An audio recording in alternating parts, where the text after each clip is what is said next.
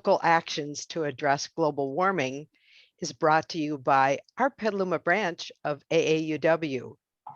In case any of you are guests joining us, I want to remind you that with members and allies, our organization has been advancing gender equity through research, education, and advocacy since 1881. Okay, so we've only been doing that for 65 years in Petaluma. We've assembled an excellent panel to inform you about local efforts to address climate change. Each panelist will share information about their organization, and we will learn about actions we can take to support those efforts, as well as actions we can take in our community to make a difference. We know that we will just be skimming the topic, so we hope people will reach out to the panelists directly to follow up. They will be putting contact information in the chat box for you to see later. So I'm excited to introduce this evening's panel. When I say your name, if you would just give a little bit of a wave to call people's attention to you. I'm going to start first with Delinda Fisher. Delinda is a Petaluma councilwoman and so much more. Included in her professional background is experience in planning and land use, as well as having been a business owner of a fitness store. She spent some time with Daily Acts, one of our other panelists, and as a consultant, provides professional services to nonprofit organizations, both locally and nationally. Next is Ann Baker. Thanks, we know Ann got stuck in traffic. She's a landscape architect and a business owner of an ecologically based landscape design and planning firm, whose portfolio includes museums, senior housing, and wineries, amongst others. She was recently appointed to and chairs the Petaluma Climate Action Commission. Next, we have Trathan Heckman. He's the founder and executive director of Daily Acts, a Petaluma-based nonprofit group dedicated to looking at practical solutions to environmental issues. He serves on and leads numerous committees and coalitions and is rumored to have an amazing garden. And speaking of gardens, if you've noticed the garden in front of Petaluma City Hall, Daily Acts installed that one. And our fourth panelist is Mary Davies. She started her career working in Jerry Brown's first administration. It's no surprise that she now is actively engaged with the Citizens Climate Lobby, an international grassroots environmental group that trains and supports volunteers to build relationships with their elected representatives in order to influence climate change policy. These are truly think globally, act locally kinds of people. As I said before, we've asked each of our panelists to start by sharing what they're doing locally to address climate change, and then we'll circle back to get them to tell us what we can do to help. We're going to begin with a dynamic duo of Councilmember Delinda Fisher and the Petaluma Climate Action Commission Chair, Ann Baker. So first, Delinda, can you tell us a little bit about the origins and purpose of the Climate Action Commission? Absolutely. And I'm going to start with a Safeway gas station. How's that a place to start? Because they all sort of go together. As you know, I'm in my third year of the first term. And so I started this position in the beginning in 2019. One of the first projects that came before the city council and me as a new member was the Safeway gas station. And there was a great deal of community opposition. But because of the fact that we allowed gas stations by right, I felt as though I had to approve it because it met all the letter of the law. And at the same time, I was learning how to be a council member. And I said, well, wait a minute, how do I get a moratorium on gas station on our agenda? And I read my rules and it said, you just have to email the city manager. Well, we had a new city manager that had just come on board. And so at the same time, the community was gathering together, people like Trathan and other organizations, creating a climate emergency ordinance for us to review. And they had reviewed it with the mayor and some others. And so I emailed Peggy that night and I said, I want a moratorium on gas stations and I want a climate emergency ordinance to be on our next agenda. And it was. And both of those things got approved unanimously. Mm-hmm. And as a part of that resolution for the climate emergency, this group also said, we want you to create a body to address climate change. And so that night, when we passed this resolution, we created an ad hoc committee of 3 of us city council members to meet with the city attorney and city manager to decide what that body would look like. And with information that the community requested as well. And so we decided that given our existing structure, we would create a climate commission. And so we sent out a request for application. We said, what would that look like? It took a little bit of time before that came back to the council to change our codes and so on to allow for that commission to exist. In the meanwhile, Trathan's group and some others created a community forum to invite people to see what it would be like to serve on a climate commission, what that would mean, and whether or not you wanted to apply. We ended up getting 31 applications, which was like a record at the time for that sort of interest. And that group also said, these are the people we want to see on this commission. You know, this is a diverse group. They'll all work together. They all have the assorted interests and expertise. And all but one of those people ended up being appointed by our city council. And Ann Baker was the #1 vote getter. Ann, it's all yours.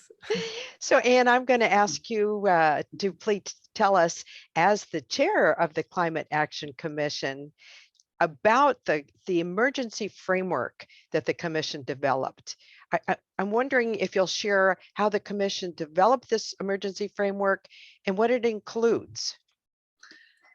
Okay, thank you. It's wonderful to be here tonight. It's really a pleasure. Well, we started our new commission in November of 2019. It's all kind of a blur now. You know, we were brand new, people from kind of several different backgrounds, people with really strong outreach and education backgrounds in climate change movement, and a really strong background in decarbonization of buildings and wetland restoration, just a really diverse, interesting group of people. So we spent the first couple months kind of defining our goals and our mission.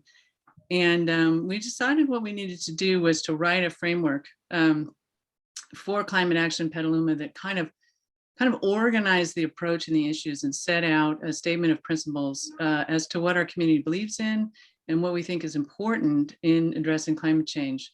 And we felt it'd be really important to start with our values and principles, because that would kind of lead us through the way through a lot of the difficult decisions and trade-offs that we have to make as a community in addressing climate change. And so we made this decision kind of right around March 2020, and we decided we would form these different ad hoc groups. And we formed 4 ad hoc groups, one that was addressing equity, one that was addressing adaptation and resilience, another that was addressing mitigation and sequestration, and a third that was addressing climate education and outreach. And we felt those were the 4 subjects that best kind of encapsulated all the areas that we really needed to be strong on as a community. And so we formed these ad hoc groups, and then we said, well, we're going to invite community members to participate in these ad hoc committees and help us write 4 chapters of the framework. And then boom, COVID hit. And so it became this really interesting journey, because we formed these committees, and then we were kind of in these groups of 7 or 8 in these different groups, and we started writing the framework, and we were experiencing the pandemic and kind of everything that brought into focus in terms of you know, how important community is and how important resilience is, and how important it is to that we be real about the challenges that we face, you know, and that when we're real about them and really organize ourselves to address them, that's when we're successful, you know, and when there's trust in the room, that's when we're successful.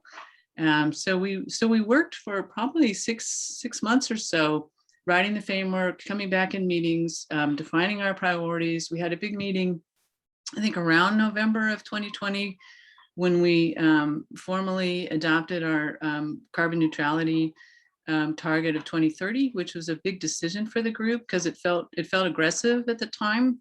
And there are, the states coming on board, and a lot more groups and cities are coming on board to that target now, because it's the target that science is telling us we need to meet. And so that was a big decision. And then we worked through the process. We worked with staff to refine the document and slim it down a little bit. We also went out and had a really great community meeting with a great presentation that the commission members put together. I think maybe 110 people or so participated, and we also put a survey together and had over 530 or so responses. So we really made an effort to reach out to the community as much as we could during COVID, because we were kind of a little hampered because you can't have in-person community meetings. So last year in January, we took, this year in January, we took the framework to the council and it was adopted. And now we're working on how do we implement it, and how do we continue to elevate this issue in our community and get everyone working together to address this issue as fast as possible. That's so impressive. What a ton of thought that went into that. And I'm really impressed with the amount of community engagement that you got. Besides something having to do with art, we don't necessarily see that much community involvement. So congratulations. Yeah. I'm going to swing back to Delinda to say, now that we've got the committee, and the committee has done this exceptionally thoughtful work, can you tell us a little bit about how the work of the commission and that framework will impact Petaluma moving forward? For example, the general plan development and maybe other decisions?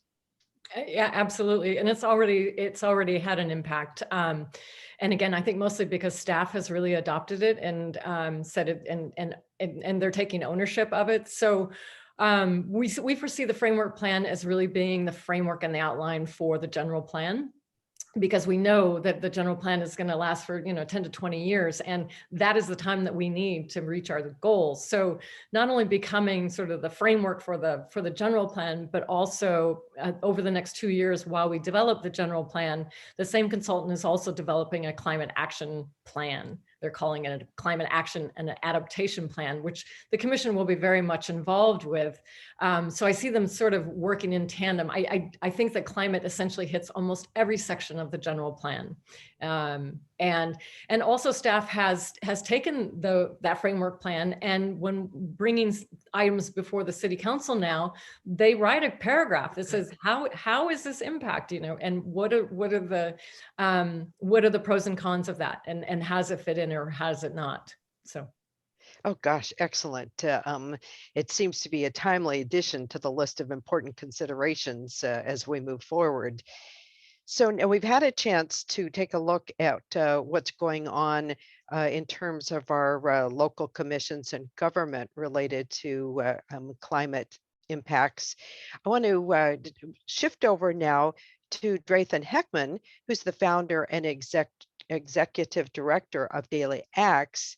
Drathan, could we get you to tell us a little bit about Daily Acts? Like, what are its guiding principles? What kinds of projects have you done? And maybe do you plan to do? So that's like guiding principles and projects.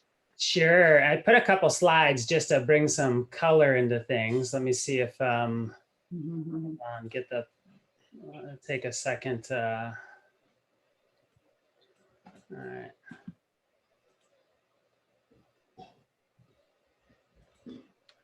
All right, can you see it okay? Whoops, it's transitioning.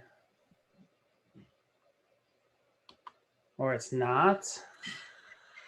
Oh, there we go. So Daily Acts was founded 20 years ago. This is our 20th year, on the belief just that every single choice that we make matters, and that by reclaiming the power of our daily actions, we could transform our lives, our homes, our gardens. We could work with our neighbors to transform our neighborhoods. We could work with our cities and county to transform our communities. And, in a world that's facing so many big problems, we just try and remind people that the power of small is bigger than we think, that the power of small daily actions, small gardens, and small groups are really powerful. And our core values and operating principles are starting with our heart around reverence, around reclaiming the power of our ripples or being the change, relationships, and building resilience by persevering with joy and being in right relation. And so this is just to, lay a little bit of the framework for how we operate and ties into climate. But before I do this, I want to say that in the 20 years we've existed, we have largely been powered that entire time by powerful women, all ages, volunteers, staff, partners, has just primarily driven our organization, including the ones on the panel tonight. As you mentioned, Pam, Delinda worked for Daily Acts, and she came to us as a volunteer and was a phenomenal volunteer, and then became our development manager and a donor supporter. And what I love about Delinda, a lot of things, but in particular is that she is absolutely willing to get her hands dirty. I remember, one time, literally our sink was clogged in the office, and Delinda didn't even hesitate. And she was under the sink and taking apart the sink and pulling gunk out, and just literally rolling up her sleeves in so many ways. And like she noted, she's just been critical, having someone who understands how nonprofits work, who've taken permaculture design courses and leadership courses with her planning background, just to have that perspective on council has truly been phenomenal. And then with Anne led a project that we were part of in the 2017 fires after, to create landscape templates that were scalable and community informed for fire survivors. And then Mary's been, a supporter in a lot of ways, taking action and bringing people to our events and other activities. So just like the three women on this panel, as staff, as partners, and as volunteers, that's kind of how Daily Acts has been able to do a lot over a lot of years. And so as you see, the core of our model is be the change. And then there's three main elements: spreading solutions, strengthening community leadership, and building public and political will. And this idea of changing the world through the power of small. And so we started off, installed the first permitted household gray water system in Sonoma County in partnership with the city of Petaluma. And then that led to get involved with changing the state gray water policy and coming back and installing, 5 gray water systems in a neighborhood, 13 in 2 cities in a weekend, and on. And similarly, in scaling small solutions, we started thinking, can we change the world in a garden, a carbon sequestering, food growing garden that uses 80% less resources and more lush, productive, resilient, meeting neighbors and friends. And so as you mentioned, Pam, we helped install in a partnership, the City Hall Garden. Before that, we installed the first public food forest in Northern California at the Kavanaugh Center, which again is a carbon sequestering, water harvesting, water conserving, food producing habitat garden that's just beautiful. And through these sort of programs, we worked with the city and helped develop the Mulch Madness program, which then within a number of years, the city passed out free resources to transform over 500 landscapes, saving 20 million gallons of water a year. And the numbers have even grown since then. And then those are some pictures from the City Hall collaboration with Rebuilding Together Petaluma and Petaluma Bounty, as you mentioned. Now, I'm not seeing those pictures. So in case you're wanting to change your screen, I see take heart, take part. So I hate to miss out. Oh, no, I'm glad you told me that. Let me figure out. It says your screen share is paused. You might want to go out and come back. Sometimes it's like unplugging and plugging in a device. My favorite. There we go. Transforming City Hall. I saw that. Oh. Okay, so let's try and restart again. And let me know if you could see them this time, and I'll just kind of do a quick scan through. So I'm only seeing the little version. I'm not seeing like start the slideshow. Huh, I wonder. Let's see. I'm not seeing that. Okay, well, we may have to. Trayfin, did you hit play from start? Yeah, I did. Huh. It's showing full screen on my screen. Well, we could we'll escape out of it. There are pictures, great pictures. Let's see. It's no problem. What would a meeting be without technology challenges? I mean, it's just like hum amongst yourselves, it's not an issue. Absolutely. Well, I'll just still flip through so I could see them. So, doing these small changes, but then working with the city and working with community groups and organizations at how do we scale out these small solutions And similarly, we had an idea with a bunch of partners of planting 350 gardens in a weekend, and the community rose to the challenge and registered over 600 gardens. And so this is all in the bucket of spreading solutions and models, small practical solutions that we could all do individually, but collectively. And then our second bucket is around strengthening leaderships and leadership networks. We have a leadership institute. We have multiple coalitions that we're a part of and help backbone. And last year we took over the Eco to School Youth Climate Leadership Program to help keep that alive as the Climate Center was transitioning to state level focus. And then that goes to the third bucket. So it's having these practical solutions and partnering. We've been partnering with the city for over a decade on these things, and then building the leadership capacity in our community. And that third piece is taking actual hands-on solutions, taking our community coalitions and groups and partnering with the city, as we did, like Delinda mentioned, to help, to get the climate emergencies declared and to help create the foundation of what formed the Climate Action Commission. And this is a really amazing thing. I don't know if folks know, but Petaluma started this in Sonoma County, and then we collectively helped spread it through the county. We're the first county in the whole country that has all of our cities and county declared a climate emergency resolution. And so there's a lot of firsts that our city and our county are racking up by this collaborative approach to leadership and working together. And it's been an incredible joy, again, to work with Delinda and the council members and Ann and the Climate Commission members and our city manager, Peggy, as well as through Climate Action Petaluma and the other groups that we're a part of, just working arm in arm to set really bold leadership goals that are commensurate with the science. And so how those things fit together from your small action, but to thinking and doing that at scale, and then working on people-powered policy of really revitalizing and even evolving in some ways how our democracy works, which is what we need, because we need to unleash the power of community. That's tremendous. One thing that I noticed in looking at the Daily Acts website is that one of the pillars is self-care. And I thought that was to build your capacity through making sure that that you're strong. It's sort of like on the airplane when they say if you're traveling with a child, you put your oxygen on the child first, because on yourself first and then the child, because if you're passed out, you can't help your kid. And so I thought the idea is take care of yourself. I really like that. Well, that's tremendous. I know you have a great following amongst some of my friends who have been volunteers in addition to probably the panelists. So hold that thought. We'll get some more from you in a little bit. I'd like to move on now to Mary Davies, who's representing the Citizens Climate Lobby. Mary, I understand, I've been told that the Citizens Climate Lobby has sort of a laser focus on one thing. Can you describe that for us? Mary, we need you to unmute. Okay. Can you hear me? Yes. Okay, good. Yeah, thanks.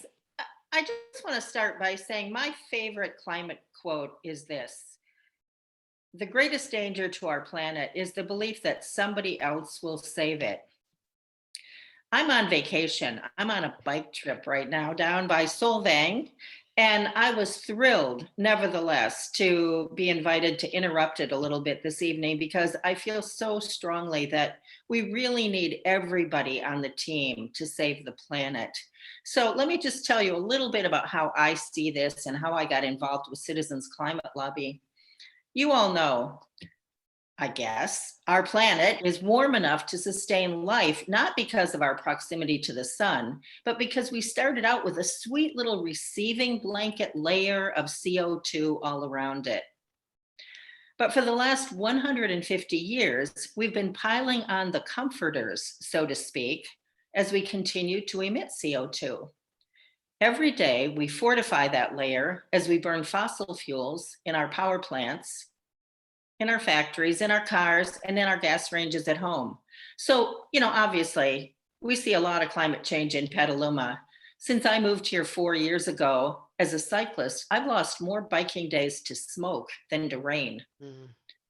Our new normal is drought, fire, Russian River flooding, and that's with CO2 at our present level.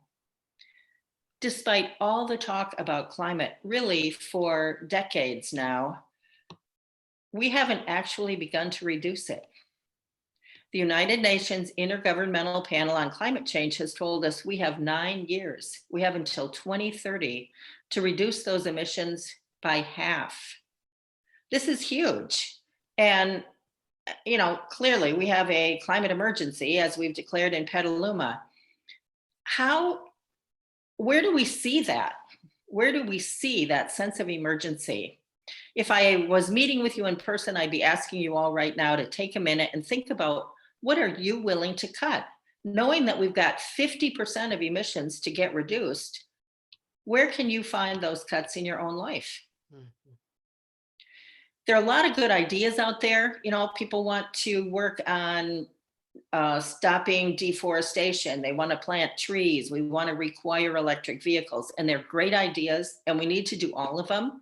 But honestly, sometimes I feel like our response to climate change is like somebody who decides she really wants to own a home.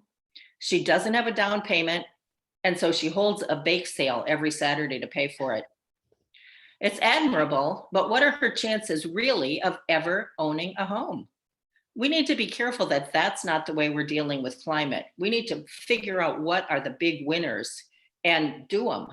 So with climate, fortunately, we know exactly what to do. Economists have been telling us for a long time that the single most effective, immediate, and equitable thing we can do is make fossil fuels more expensive. It's kind of like what happened with cigarettes. High prices make people think twice before they light up. Similarly, we want people to stop and think before they fill the gas tank to drive the kids merely a mile to school, or before they turn up the thermostat on a chilly morning. However, here in Petaluma, the fossil fuels are the cheap ones. I bought a new old home here a year ago, and everything was gas. I mean, even a gas clothes dryer. That seemed extreme to me. As a climate activist, I'm converting to electricity everywhere I can, but it's expensive and it's not fair. Fossil fuels are priced inappropriately low because their costs don't reflect the damage they're doing. Think about how much homeowners are spending on insurance, on rebuilding homes after our fires. Think of what we're all contributing to the FEMA budget as we see more and more natural weather events around the country. So Citizens Climate Lobby focuses on how we can make those CO2 reductions in a big way by addressing the economics.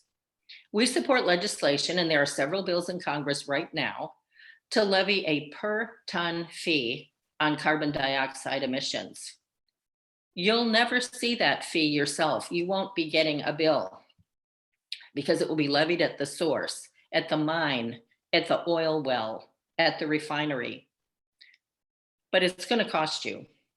It's going to come out in higher bills for any fossil fuels you use, and also for products made in fossil fuel burning industry. And I'm glad that we're going to see those higher costs, because to me, those higher prices are going to remind all of us that we have a role to play in reducing emissions. It's a lot easier to think about walking to the store instead of driving the car when gas costs way more than it used to. I want that to happen. Still, we have to do something about those cost increases. So the bills we support propose that all the money collected, less a very slight administrative fee, be divided up and returned in equal periodic checks to every American household. No matter how much energy we're using, we're all going to get the same monthly check. Bill Gates' check will be the same size as mine. In Canada, where this system is already in effect, they call the checks climate action incentive payments.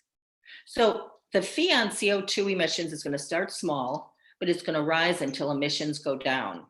Same with the checks. They'll get bigger. So you'll have time to think about how to use them.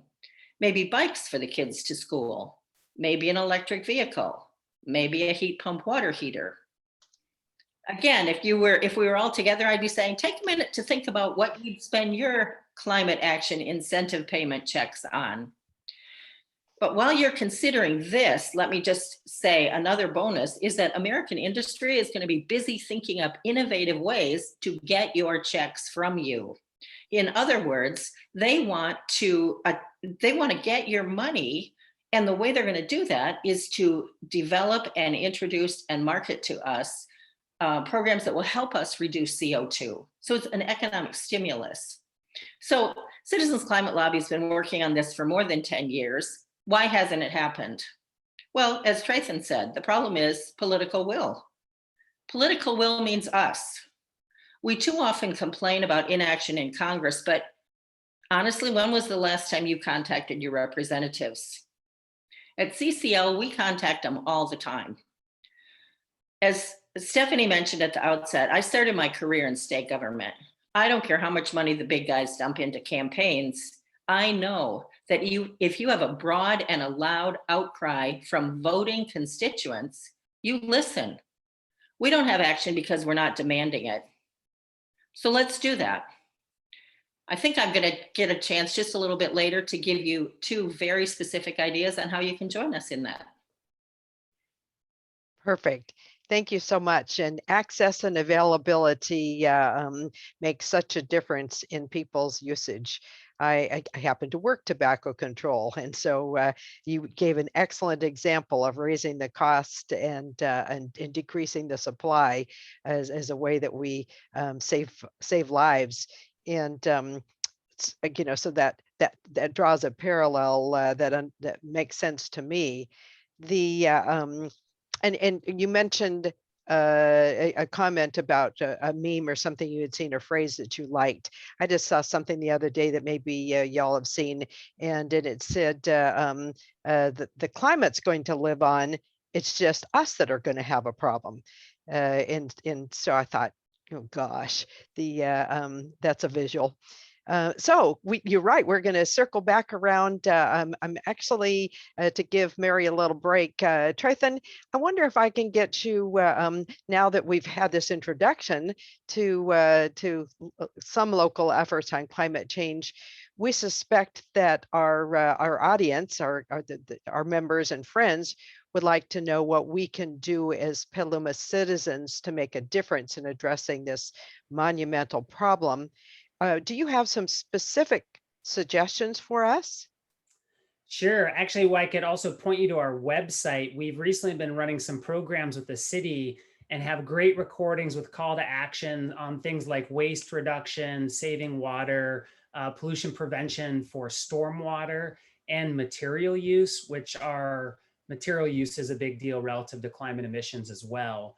And so if you go to dailyax.org, there's a lot you can look at there. There's also gardening resources. If you've heard of carbon farming or carbon gardening, this idea that, sequestering carbon, we have to draw down emissions as well as stop emitting and stop the fossil fuels. But actually the science requires us to draw down emissions. And, think like Climate Victory Garden. We grew 42% of our food in World War II victory gardens. And so you could be sequestering carbon, growing more food, doing rainwater catchment, gray water, a lot of things that address the multiple issues of between drought and flood and climate and fire. Like I think maybe Delinda had mentioned, we have to start connecting the dots between these crises that just hit us time after time. So taking those individual actions is really powerful, but the collective action, Petaluma, the city, is just launching a I'm Ready climate campaign, and it's still getting its feet under it, but there's going to be ways that people could participate in the coming months in the city's climate campaign. There's some initial ideas and resources and rebates up on their website if you go to the city's website. But all those actions are really important. Talking to neighbors, we are in a record drought, and so it's important to do things to save water. But also, again, the collective action. It's supporting council members like Delinda and the Climate Commission it's not just me having a gray water. We need gray water systems at scale. We need gardens at scale. And so small solutions at scale can make a powerful difference. So those are a few of the items, but I think acting in those ways, take the personal action, encourage neighbors and friends, and then get civically engaged as well.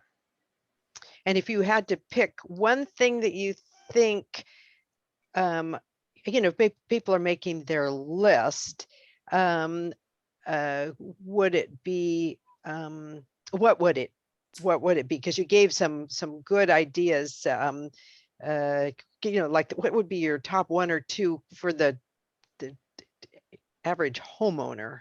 For me, the garden, we've countless times we've helped people transform their front yard. And not only do they start saving a lot of water, growing food, it changes their values. We've heard people say they've met more people in months of installing a garden than in decades of living in a neighborhood. So social connectedness is a cornerstone of resilient communities responding after disaster. And if you're out there gardening in your front yard and you're growing food and you're using your rainwater catchment and cycling your gray water and creating habitat, you're sequestering carbon, you're meeting neighbors. I watch it every day, a garden we install in our neighborhood.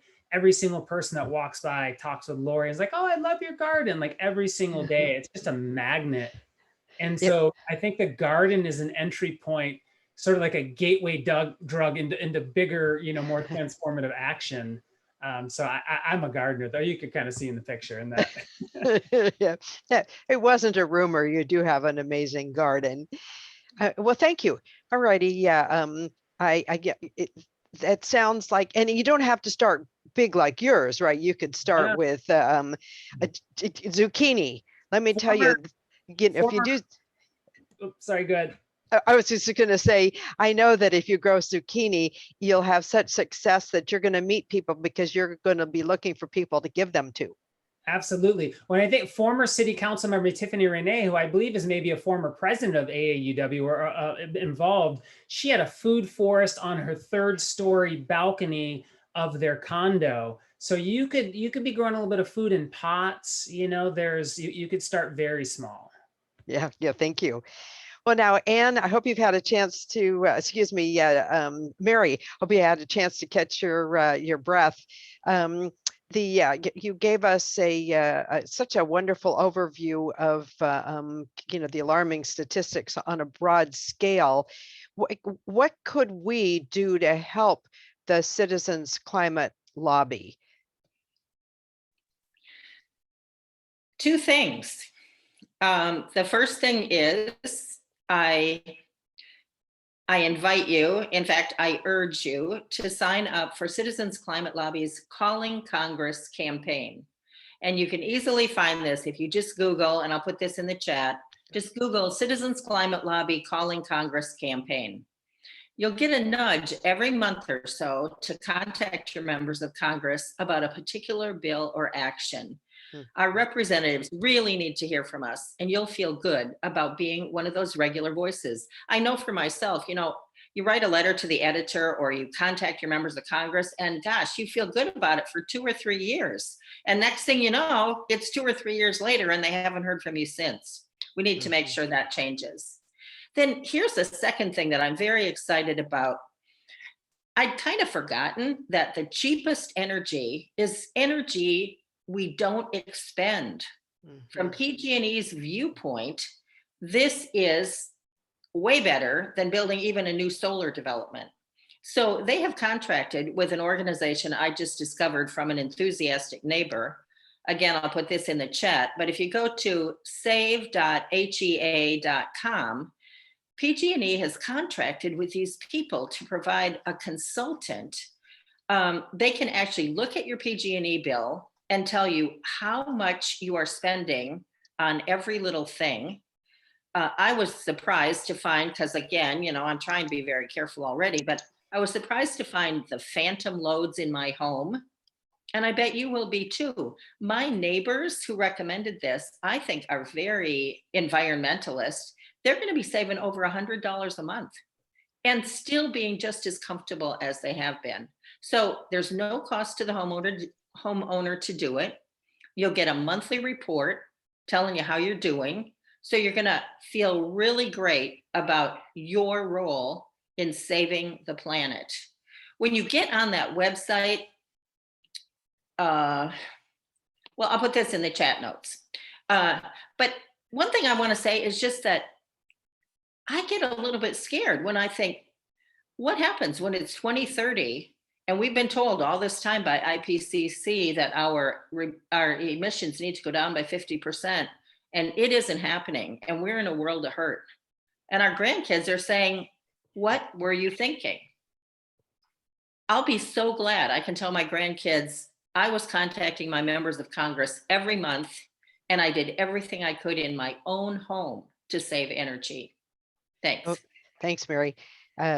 Two easy to follow things. And members of AUW, many members are signed up for what we call the 2-minute activist.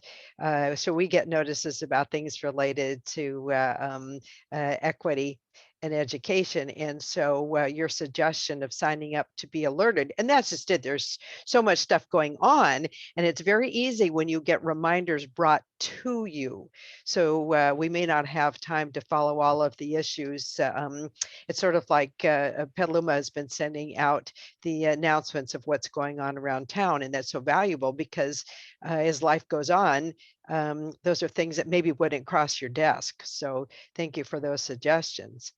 Well, I bet you've guessed, Anna Delinda, that we're going to circle back to you guys and ask citizens of Petaluma, how can we support your efforts? And I'll let you get us to decide, who suggests what we should do to support, what should we not do to support, to be supportive. What do you think, ladies?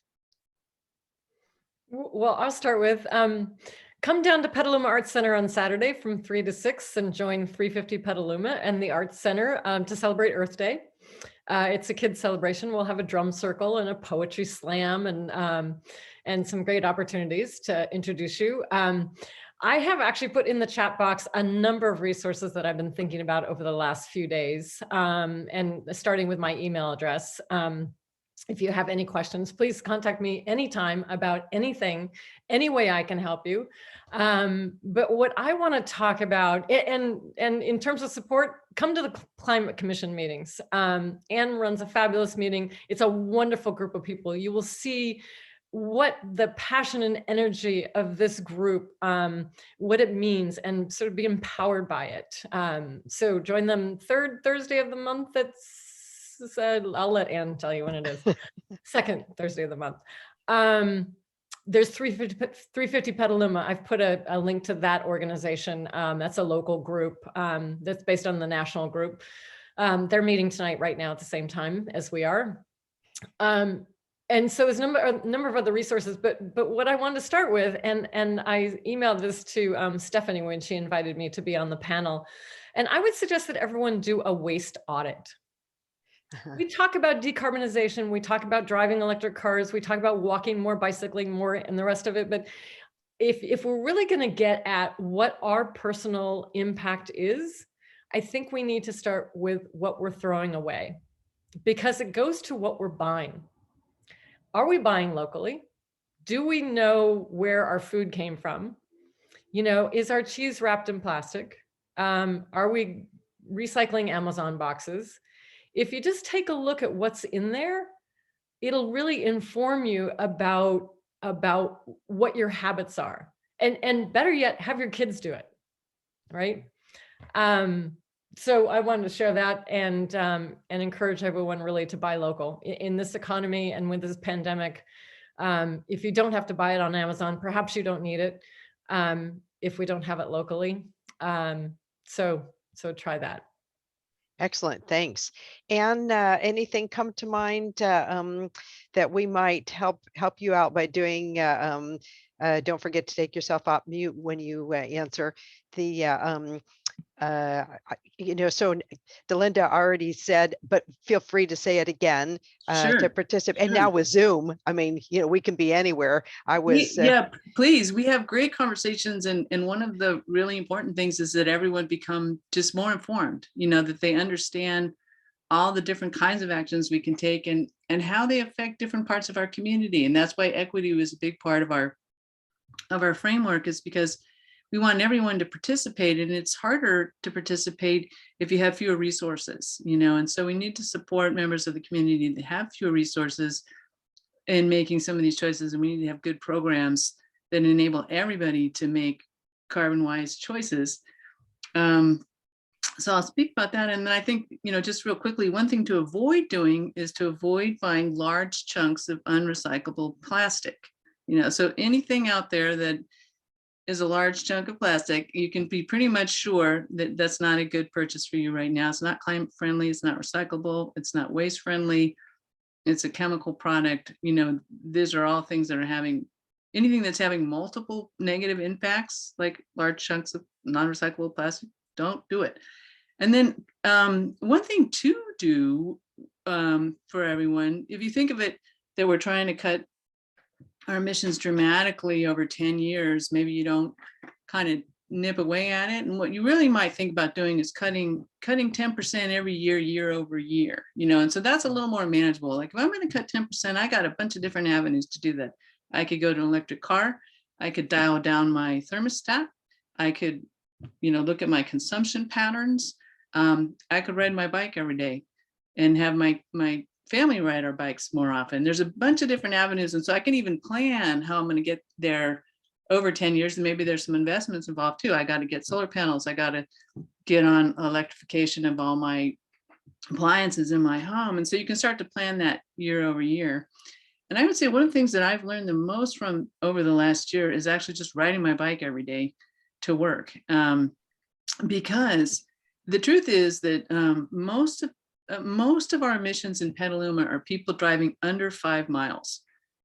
And so most of our trips in Petaluma, we actually could choose to take the bus or walk a portion or ride our bikes. And when you do that, one, you kind of, energize your neighbor, and you energize your neighborhood, you meet people, but you also really start to realize the ways in which our community is built on this like 60s engineering pattern that really doesn't facilitate biking and walking, that really facilitates driving. Like we've invested, not only is the carbon pricing important for fossil fuels, but essentially we've invested in this built form that kind of locks us in this transportation pattern, which isn't serving us.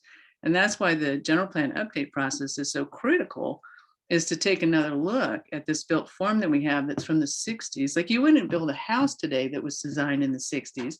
But every time we redo our streets, we're just kind of like paving that same 60s pattern over and over. We're not getting better sidewalks. We're not getting more street trees. We're not getting more biking routes to school in the way that we need to. So kind of like really actively lobbying for active transportation that makes our community walkable and bikeable and beautiful and comfortable. Like we have street trees that are thriving.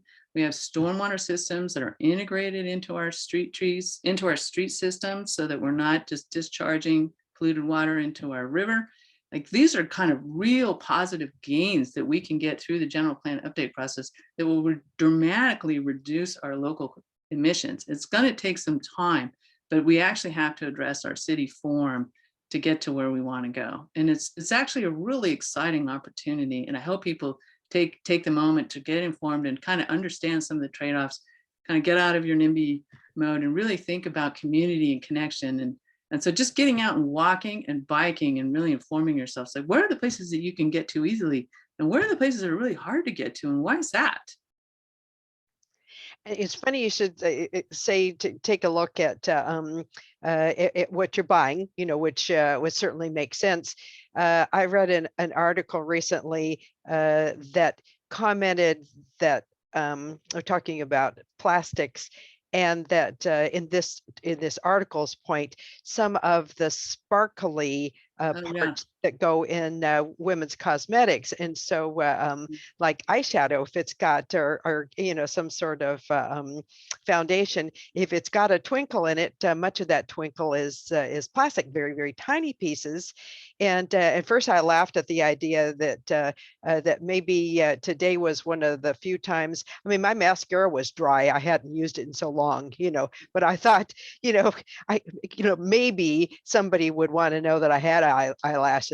And but meanwhile, so I'm looking in the seldom used cosmetics, and I thought, ooh, that's got some sparkle to it. I'm not doing that. The trouble is I've already bought it. So now I've got to figure out how to Yeah. get rid of it. Right.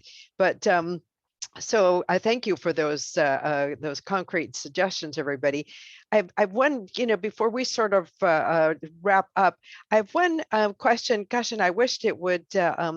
Okay, so we weren't really taking comments from the audience today because we didn't know how much time we would have. I don't know that I'm familiar with climate restoration. Any of you know what that applies to that could maybe give us an idea. Anne, do you know what that is? I think what the notion is that we're trying to restore our climate, kind of back to, this pre elevated levels of CO2, and so how we're getting these effects already from climate change. And the notion then is what Trathan mentioned, which is drawdown, which is sequestration of carbon back in the soil. So our agricultural techniques where we're tilling the soil, you volatilize the carbon and it goes into the atmosphere. So reducing any kind of tilling of the soil, doing soil restoration in your gardens so that your gardens have more organic, your soil has more organic matter in it, growing, long-lived, big old trees like the Victorians did, not little lollipops, but big old trees, in urban environments, and supporting our local forests. And also one of the council members, Ned Orrit, talks a lot about restoring the regenerative capacity of the earth. So we have a challenge to reduce carbon and restore our climate, but we also need to restore the regenerative capacity of the earth. And that's why it's important to not be using plastics or chemicals that harm the earth's ability to heal itself.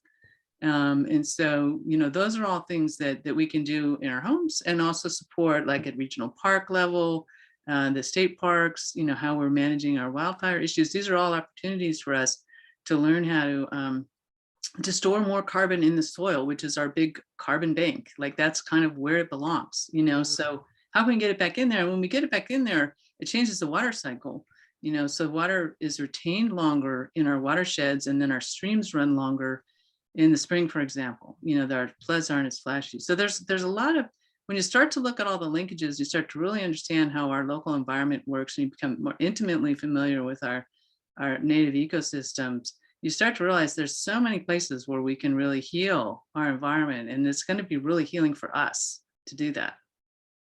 Thank you. Thank you for bringing some clarity there.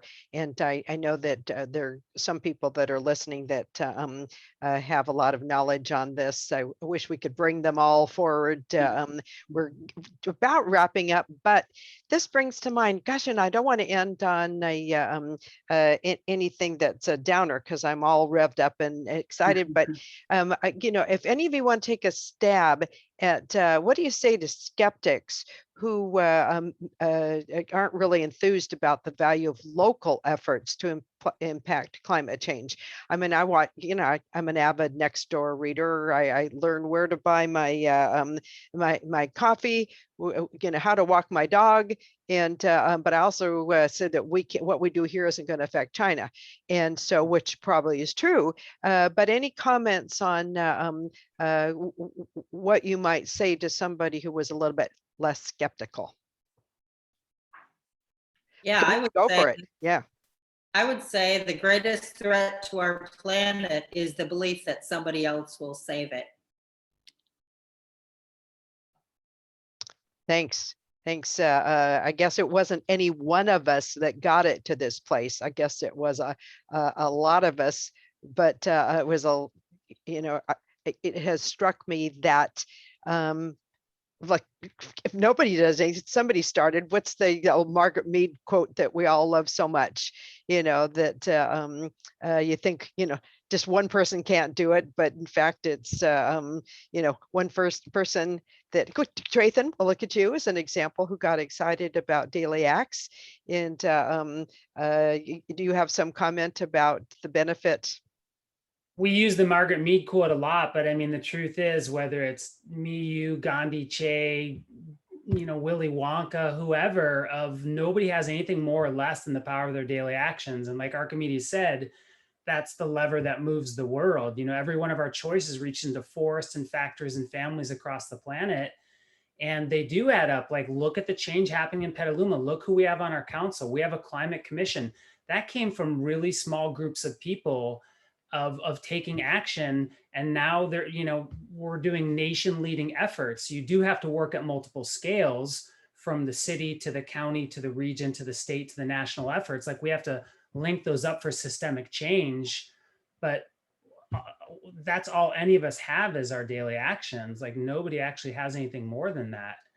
And it just feels good. It just feels good to have good people doing good work, things that are meaningful, having a bigger impact, working a range of scales. Like, who doesn't want to feel better and make a difference? Thanks. I think I saw a lot of nods on that. I'm seeing that there's an interest in a website that Mary mentioned. She thinks that she put that in the chat, so you might sort of look through that again. So as we wrap up, I guess we're going to get full panel stuff on everybody. I really wanted to thank you all so much. You've given us incredible amount of things to think of, from the a reinforced awareness that doing nothing is going to give us nothing, and that doesn't appear to be so good. And you gave us some specifics, and thank you for that. It's, as I mentioned, we just hit the high points.